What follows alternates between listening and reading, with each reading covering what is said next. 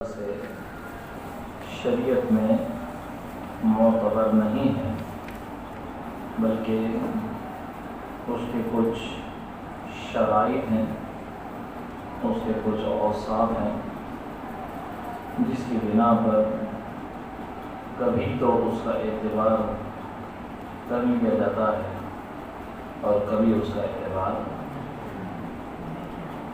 ساقط کر دیا جاتا ہے۔ تو اس میں بھی دار و مدار شریعت کا ہے۔ عرف کیا چیز ہے، عادت کیا چیز ہے،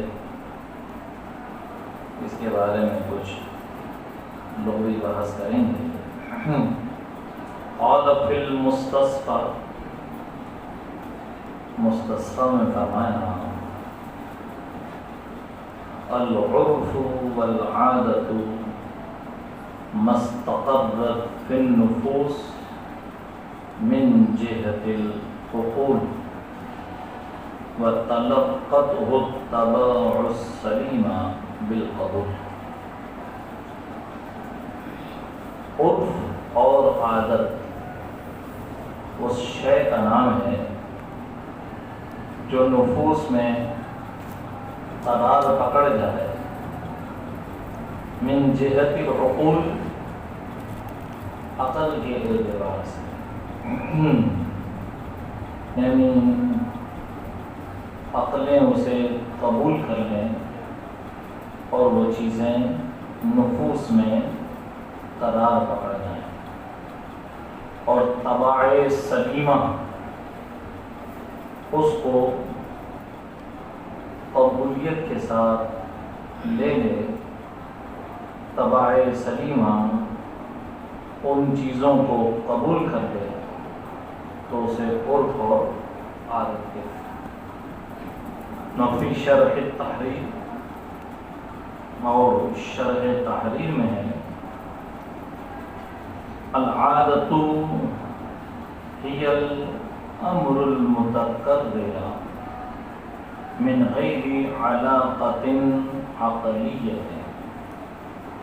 یہ مطلق عادت کی تعریف ہے۔ مطلق عادت یعنی اس میں صاحبان عقل اور صاحبان غیر عقل تمام کے تمام اس میں برابر ہو۔ جن چیزوں کو وہ بار بار کرنے پر عادت پکڑ لیں، خواہ ان میں علاقۂ عقلی ہو یا نہ ہو۔ تو پہلی والی جو تعریف ہے وہ گویا کہ صاحبان عقل کے اعتبار سے ہے، اور جو دوسری تعریف ہے وہ مطلق ہے۔ ہر وہ امر جو متقرر ہوتا ہے، بندہ اس امر متقرر میں یہ نہیں دیکھتا کہ عقل کے نزدیک یہ بات درست ہے یا درست نہیں۔ جیسے ہمارے یہاں کچھ جاہلانہ رسمیں جو ہندوؤں سے ہمارے اندر نفوذ کر گئی ہیں۔ اب جس گھر میں میت ہوتی ہے اس کو دفنانے کے بعد اسی گھر میں خوب دعوت کا اہتمام ہوتا ہے اور لوگ رچ کے کھا رہے ہوتے ہیں، اور جس گھر میں انتقال ہوتا ہے اسے آنے والوں کے کھانے کا انتظام بھی کرنا پڑتا ہے، اس کی بھی اسے فکر ہوتی ہے۔ تو وہ تدفین کے کاموں کو مکمل کرے، اس پر توجہ دے، یا آنے والوں کی یہ غیر عقلی جسے ہم غیر شرعی بھی کہتے ہیں، تو اس دعوت کے اہتمام کے لیے غور و فکر کریں۔ تو اس وجہ سے وہ جو لواحقین ہیں وہ تھوڑی دیر کا صدمہ لینے کے بعد انہیں پتہ ہوتا ہے کہ اب جو امور عادیہ ہیں اب ان کو پائے تکمیل کو پہنچا.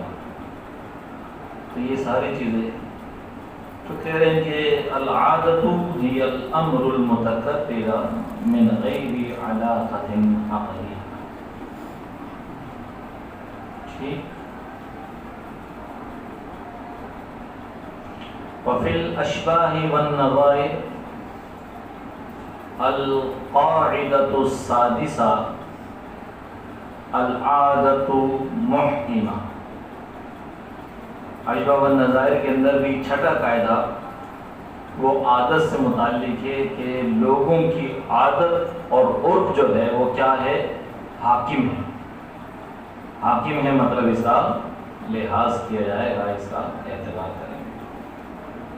ٹھیک. اب اس عادت کی شرع کے اندر اصل کیا ہے؟ تو کہتے ہیں کہ اصلها قوله صلی اللہ علیہ وسلم ما رآه المسلمون حسنا فهو عند اللہ حسن. کہ مسلمان اسلام کی تعلیم کے مطابق جس چیز کو بہتر سمجھیں, کیونکہ جو صاحبان علم ہیں, جو مسلمان ہیں, وہ غیر شرعی عمل کو بہتر, اچھا, باعث ثواب نہیں جانیں. تو جو بہتر ہے, جو باعث ثواب ہے, جو لوگوں کے لیے فلاح ہے, نیکی ہے, خیر ہے جس میں, تو مسلمان جس کو دنیا اور آخرت کے معاملے میں بہتر جانے فَهُوَ عِنْدَ اللَّهِ حَسَنٌ, تو وہ اللہ کی بارگاہ میں بھی اچھا ہے.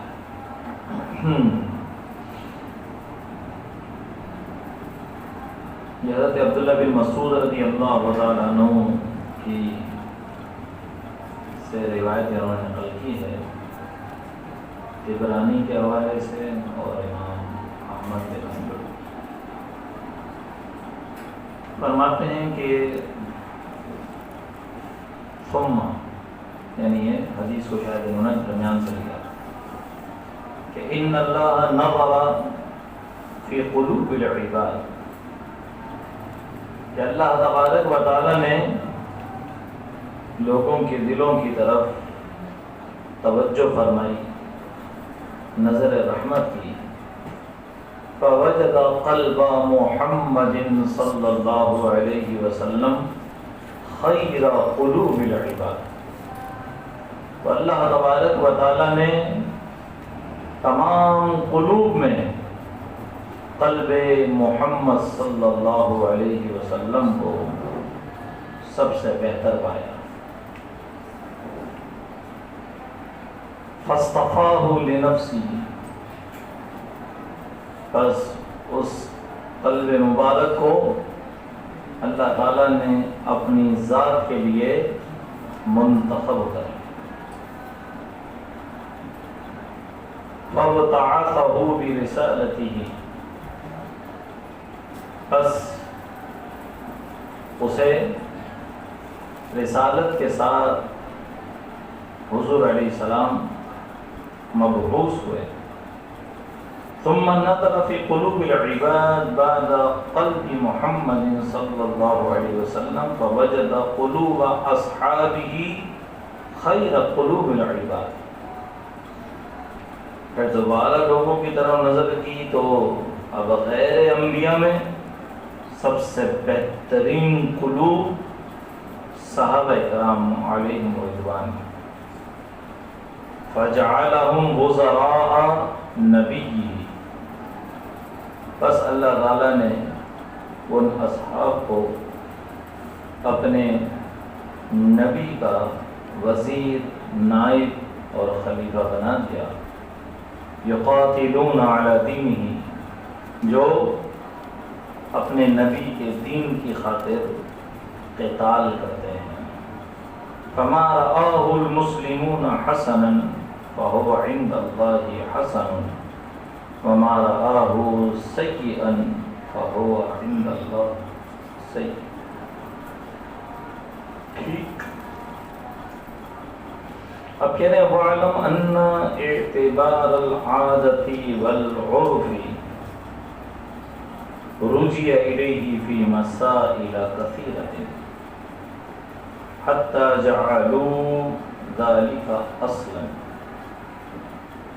کہہ رہے ہیں جان لو کہ یہ جو عرف اور عادت ہوتی ہے، یہ عرف اور عادت یہ وہ امر ہے کہ مسائل کثیرہ میں جس کی طرف رجوع کیا جاتا ہے. ان عرف اور عادت کے اندر کئی احکام میں نظر کی جاتی ہے، اس کا لحاظ کیا جاتا ہے. اس وجہ سے فقہا نے اس عرف اور عادت کو ایک اصل، ایک قاعدہ اور ایک میزان قرار دے دیا.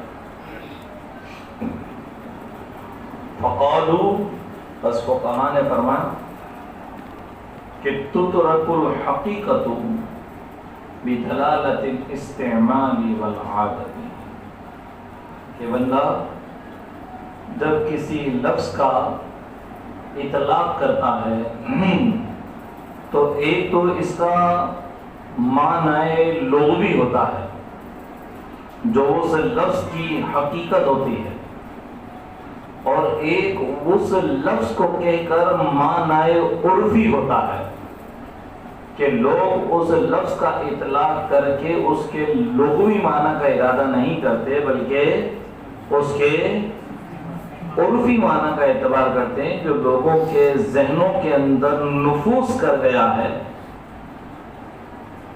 تو کہہ رہے ہیں کہ ایسے موقع پر لفظ کی حقیقت کو چھوڑ دیا جائے گا اور اس لفظ کے اطلاق کے اوپر لوگ جس معنی کا ارادہ کرتے ہیں لوگوں سے وہ معنی، لوگوں کا وہ معنی مراد لیا جائے گا. لفظ کی حقیقت کے اوپر اس وقت بحث نہیں کی جائے. ٹھیک ہے. جیسے آپ نے شاشی میں مثالیں پڑھی ہیں، 5 مقامات ہیں لفظ کی حقیقت کو جہاں پر چھوڑ دیا جاتا ہے. اس میں ایک دلالت استعمال اور دلالت عرف ہے جس کی بنا پہ لفظ کی حقیقت کو چھوڑ دیا جاتا ہے.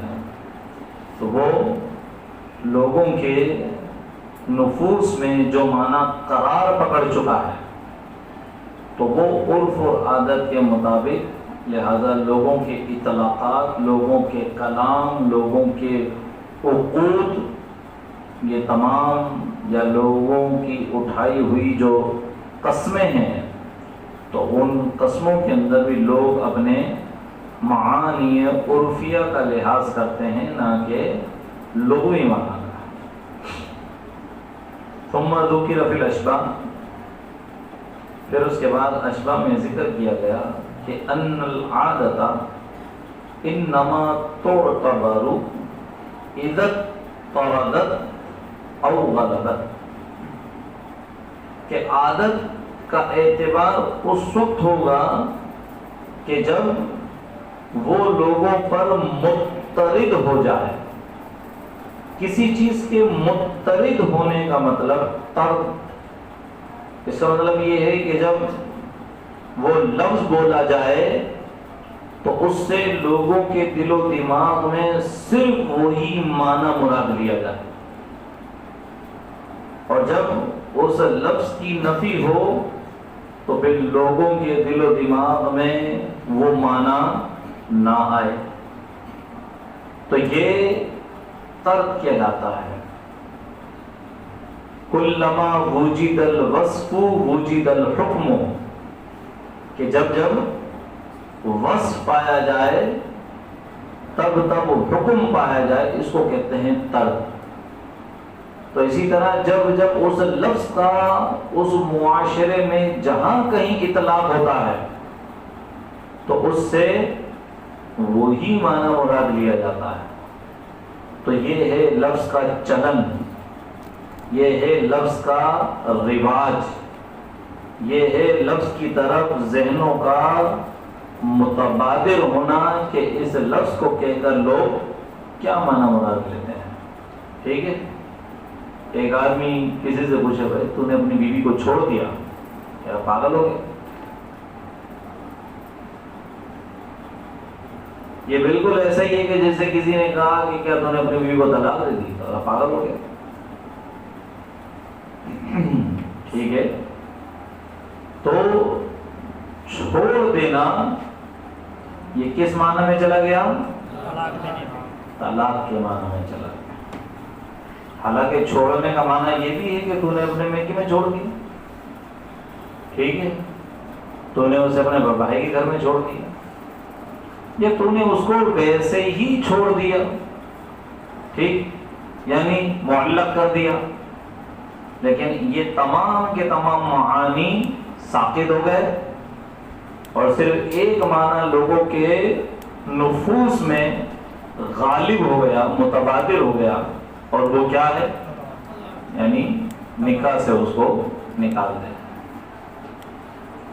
تو بعض الفاظ کہ جو اپنی اصل کے اعتبار سے کنایا تھے، لیکن وہ کثرت استعمال کی وجہ سے لوگوں کے ذہنوں کا اس معنی کی طرف متبادر ہونے کی وجہ سے وہ صحیح کے درجے میں چلے گئے.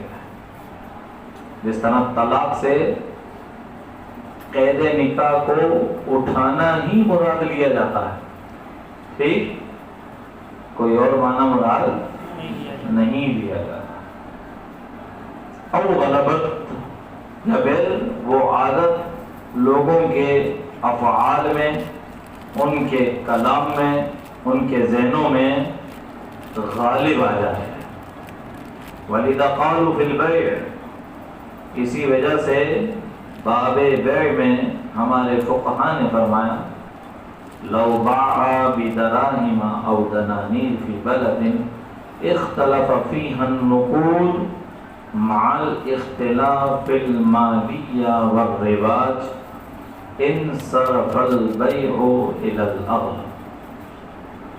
کہا کہ درہم و دنانیر سے بیع کی ایک ایسے شہر میں کہ جس شہر کے اندر درہم و دنانیر مختلف قسم کے پائے جاتے ہیں.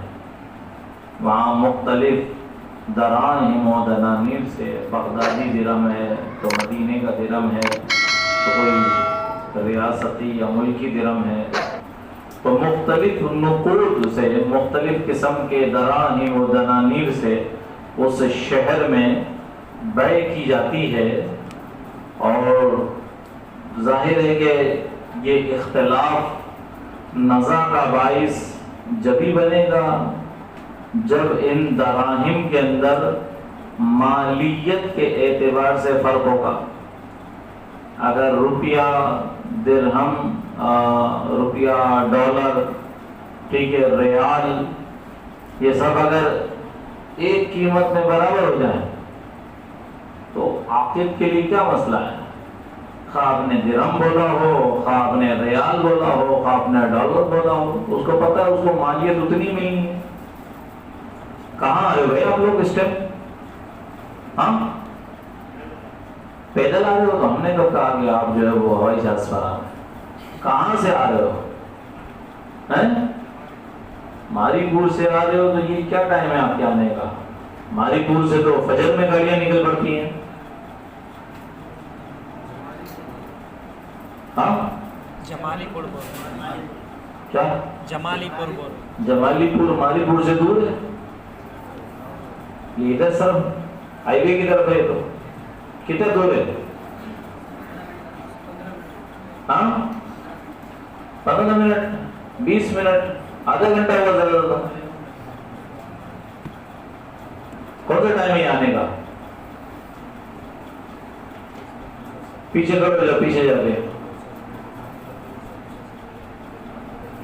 ٹھیک ہے جی. تو جب وہ مالیت میں فرق کرے گا جب ہی لوگوں کے معاملات میں اختلاف ہوگا. تو اس نے کہا کہ مال اختلافی فی المالی والرواج. ٹھیک. تو اس صورت میں انصرف البیع، جب اس نے یہ کہا کہ 10 درہم کے یہ دے دو، 10 دینار کے یہ دے دو، اور اس نے اس دینار و دراہم کو مقید نہیں کیا کہ وہ کون سے علاقے کا ہے، کون سا ہے، تو اس صورت میں وہ منصرف ہو جائے گا ان دراہم و دنانیر کی طرف جو اس شہر میں غالب طور پر استعمال ہوتے ہیں، کیونکہ سامنے والے کا ذہن اسی طرف جو ہے وہ منصرف ہوگا، متبادر ہوگا کہ اس نے شہر میں غالب استعمال ہونے والے درہم و دینار بھی بولے. اور اگر وہ بولتا ہے کہ نہیں میری یہ مراد نہیں تھی بلکہ یہ تھی، تو پھر بیع کو فسخ کرنا لازم ہو جائے گا. بیع فسخ کی جائے گی اور اب نئے سرے سے طریقے سے بیع کرنے کا حکم ہوگا. ٹھیک ہے. قول فی الہدایہ، ہدایہ میں ہے کہ وہ اغلب کی طرف کیوں منصرف ہو رہی ہے، تو فرمایا لِأَنَّهُ هُوَ الْمُتَعَارَفُ، کیونکہ لوگوں کے عرف و عادت کے اندر، لوگوں کے ذہنوں کے اندر وہی دراہم و دنانیر متبادر ہوتے ہیں. فَيَنْصَرِفُ الْمُطْلَقُ إِلَيْهِ، تو جب درہم کو دینار کو مطلق کہا، اس کو کسی علاقے کے ساتھ مقید نہیں کیا، تو پھر وہ اغلب کی طرف ہی منصرف ہوگا. وَفِي شَرْحِ الْبِيرِ عَنِ الْمَبْسُوطِ، اور مبسوط کے حوالے سے شرح بیری میں الثابت بالعرف کالثابت بالنص، پیچھے بھی آیا تھا کہ جو چیز عرفاً ثابت ہوتی ہے گویا کہ وہ ایسے ہی ہے کہ جیسے اس کو لفظاً بیان کیا گیا ہے. ٹھیک ہے جی. اور امثال الاحکام التي تغیرت بتغیر العرف، کہہ رہے ہیں کہ ہم ان احکام کی مثالیں تمہیں دیتے ہیں کہ جو عرف کے بدلنے سے بدل چکے ہیں، ان میں تبدیلی آ چکی ہے. ثم اعلم، جان لو کہ ان کثیرا من الاحکام، کہ احکام کی ایک اکثریت ہے التي نص علیہ المجتہد صاحب المذہب، کہ جن احکام کے اوپر صاحب مذہب کی طرف سے نص موجود ہے، لیکن ان کی طرف سے بھی وہ جو نص موجود ہے بناء علی ما کان فی عرفہ و زمانہ، ان کی نص بھی ان کے اپنے عرف اور زمانے کے اعتبار سے تھی. تو احکام کی اکثریت کے جس کے اوپر صاحب مذہب نے تنصیص کی تھی وہ قد تغیرت بتغیر الازمان، ٹھیک، وہ بدل گئے زمانے کے بدلنے سے. بسبب فساد اہل زمان، زمانہ جو بدلا یا تو اس وجہ سے کہ لوگوں کے اندر فساد آ گیا. پہلے لوگ نیک صورت کے ساتھ ساتھ نیک سیرت بھی تھے، تو اب ان کی سیرتیں بدل گئیں، ان کی نیتوں میں، ان کے افعال میں فساد آ گیا. تو ایسی صورت میں اب صرف ظاہر کا اعتبار نہیں کریں گے بلکہ ان کے باطن کا، ان کے معاملات کا بھی اعتبار کیا جائے گا. اور عموم ضرورہ، یا پھر لوگوں کا رسم و رواج بدل گیا، اور پہلے جو حکم تھا وہ ان کی عادت کے اعتبار سے تھا، اب وہ عادت بدل گئی. اب لوگوں کو ان کی عادتوں کو اسی پچھلے حکم کی طرف دھکیلنا یہ بہت مشکل ہے. لوگوں کے اندر ایک چیز رواج پڑ جائے تو پھر اس کو نکالنا بہت مشکل ہوتا ہے. لوگ شریعت کے خلاف عرف کے اوپر جو وہ اڑ جاتے ہیں, ڈٹ جاتے ہیں, وہ ان سے نہیں نکلتا. تو پھر جہاں شریعت کی نصوص موجود نہیں ہیں تو وہاں تو لوگ خود ہی اڑ جائیں گے کہ بھائی بتاؤ ذرا قرآن و سنت میں اس کے بارے میں براہ راست کہاں لکھا ہوا ہے.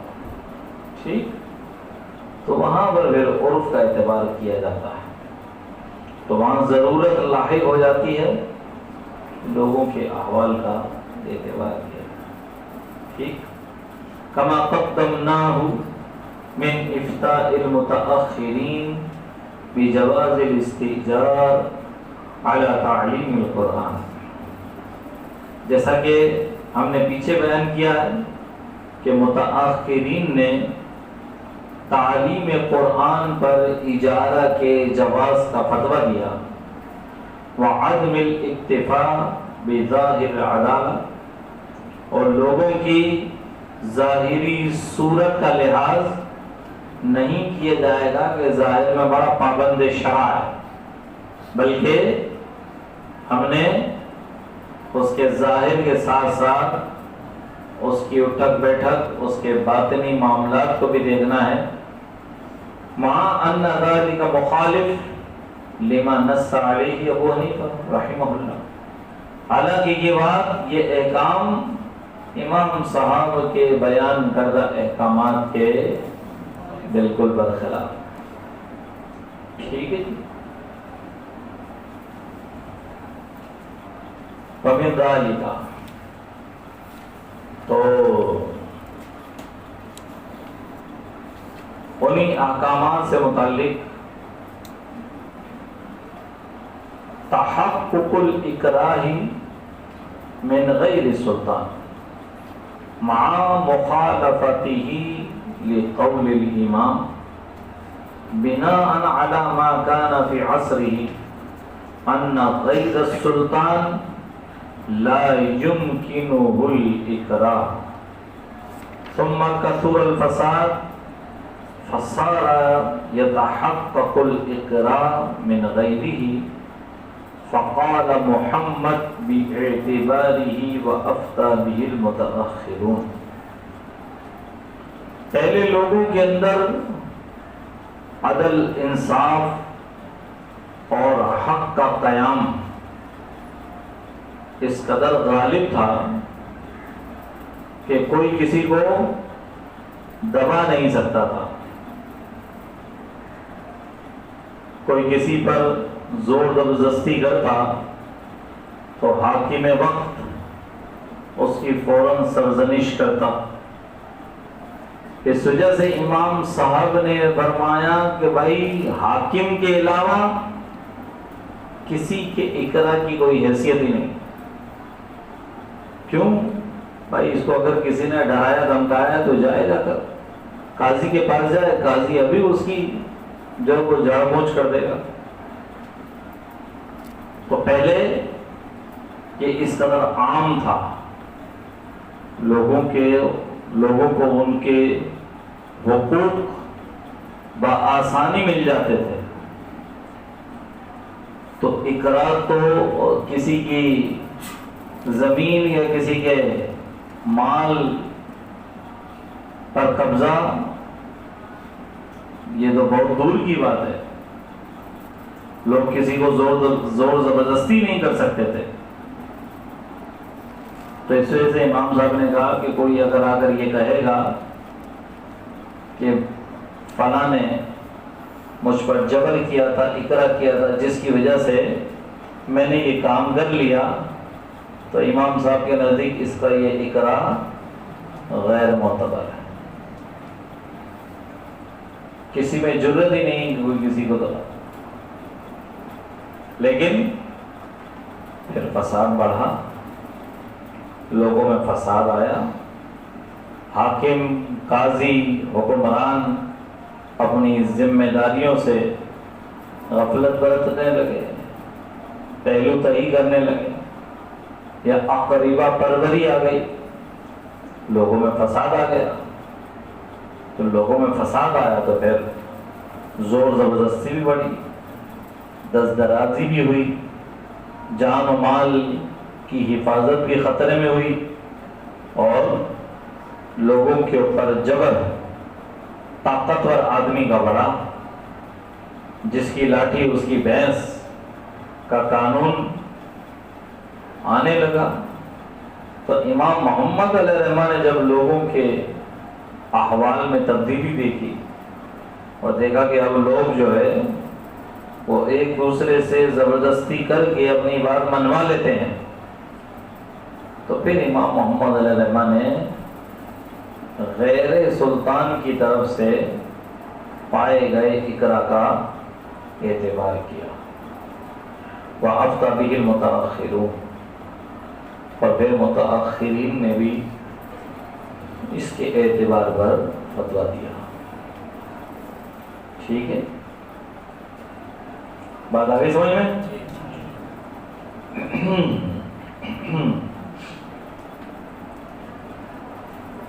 کہہ رہے ہیں افتى به المتأخرون، کہہ رہے تعلیلہ ان القدرة لا تكون بلا منعۃ، کیونکہ غیر کے اوپر قدرت ایک شخص واحد وہ قائم نہیں کر سکتا۔ بھائی ایک اکیلا دوسرے اکیلے پہ کیا کرے گا؟ زیادہ یہی ہوگا نا کہ وہ 2 تھپڑ مار دے گا تو بھائی یہ بھی ایک تھپڑ تو مارے گا، یہ تھوڑی کہ اس کو اپنا حاکم بنا لے گا۔ تو اس کے لیے لشکر چاہیے، اس کے لیے گروپنگ چاہیے، اس کے لیے فسادیوں کا ٹولہ چاہیے۔ تو یہ منع سے مراد فوج ہے، تو والمنعۃ للسلطان، اور لشکر جو ہوتا ہے وہ حاکم کا ہوتا ہے۔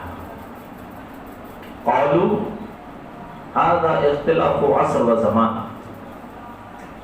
لا حجت و برہان، لأن في زمانه لم يكن لغير السلطان من القوة ما يتحقق به الإكراه، فأجاب رحمہ اللہ بناء على ما شاهد۔ تو کہہ رہے ہیں کہ متأخرین نے جواب دیا اس کے مطابق جو انہوں نے مشاہدہ کیا۔